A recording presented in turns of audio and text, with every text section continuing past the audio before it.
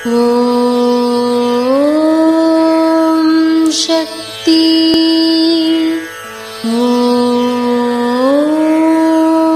சக்தி. ஓம் சக்தி.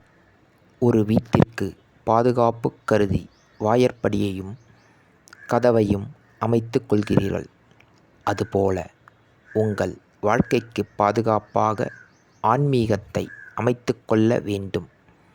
ஆகவே பிறர் துன்பத்தையும் தன் துன்பமாக நினைத்து உதவுகின்ற மனப்பான்மை முதலில் வரவேண்டும் மகனே. இது அன்னையின் அருள்வாக்கு. குருவடி சரணம், திருவடி சரணம். ஓம் சக்தி. சக்திகளே, உங்களுடைய கருத்துக்கள் மற்றும் அனுபவங்களை கீழ்க்காணும் மின்னஞ்சல் முகவரிக்கு வீடியோ வடிவிலோ ஆடியோ வடிவிலோ எங்களுக்கு அனுப்பவும்.